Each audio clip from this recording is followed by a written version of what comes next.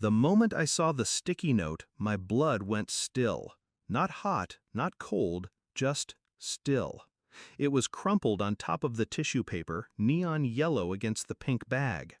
Written in my sister's looping script, "Try harder next year." And she had the nerve to hand it to my 8-year-old. I looked at my daughter. Her smile had collapsed into that tight, practiced one kids wear when they're trying not to cry. The room was full of balloons, cake, and chatter. My sister, Claire, was across the table laughing like she hadn't just gutted a child for sport. I didn't make a scene, not there, not with my daughter watching. But my decision was already made. Before, Claire was 3 years older, the golden child. Our parents adored her, the town admired her, and she learned early that she could twist a knife and people would call it just her sense of humor.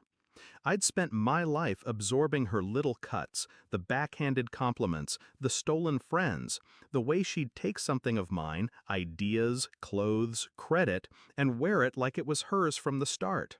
I forgave, I looked away, but she hadn't touched my daughter before, until now.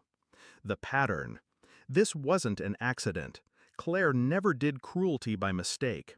Last year's Christmas, she forgot my daughter's gift.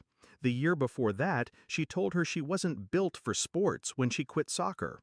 Each time I smoothed it over, told myself Claire was just tactless. But this was deliberate.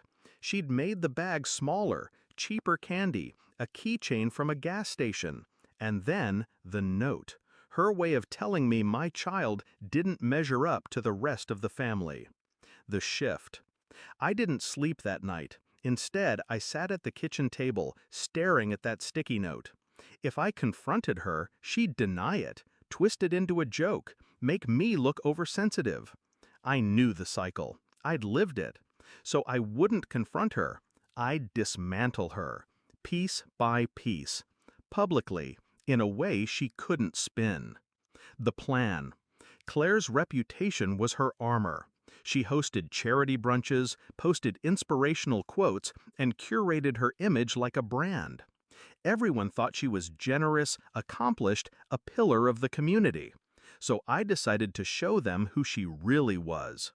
Not by telling them, by letting her do it herself. Step 1, gather proof. Step 2, control the audience. Step 3, make sure she's the one who lights the match. The setup. Claire ran a side business selling exclusive event planning packages to local moms.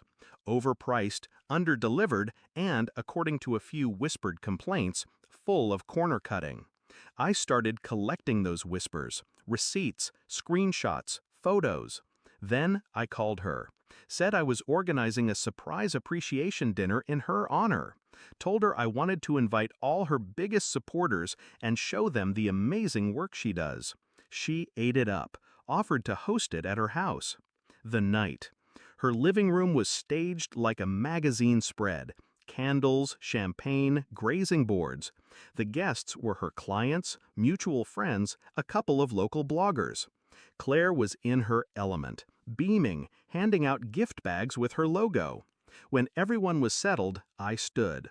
I thought it'd be nice, I said, if we all shared our favorite memories of Claire's work. I glanced at my daughter, who was sitting quietly beside my husband. One by one, guests spoke. Compliments, praise, and then I handed out my own little envelopes. The strike. Inside each envelope was a printout, screenshots of client complaints, invoices for services never delivered, side-by-side photos of Pinterest decor Claire claimed as her own. No accusations from me, just her own actions documented. At first, the room was confused, then silent, then questions. Claire's smile stiffened. She tried to laugh it off, said it was competitor sabotage. But one of the bloggers, a woman with a huge local following, said flatly, "This is my living room in your promo photos. I never hired you." Another mom asked about her missing deposit, loudly. The cracks spread fast. I didn't need to add fuel. Claire was drowning in her own words. The door. I left before it collapsed completely, took my daughter's hand and walked out into the cold night. The next morning, I drove back to her house, parked down the street, waited.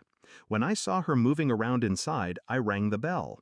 She opened the door, red-eyed, hair messy, and that's when she screamed, high, furious, incoherent. Because behind me, on her perfectly manicured lawn, were dozens of her gift bags, all of them returned by the guests overnight. Each one stuffed with the same sticky note: try harder next year. Aftermath. Within a week, her business page was gone. Sponsors pulled out. The charity board graciously accepted her resignation. Family tried to mediate, said I'd gone too far. I didn't respond. Because I hadn't just defended my daughter, I'd ended the pattern. People.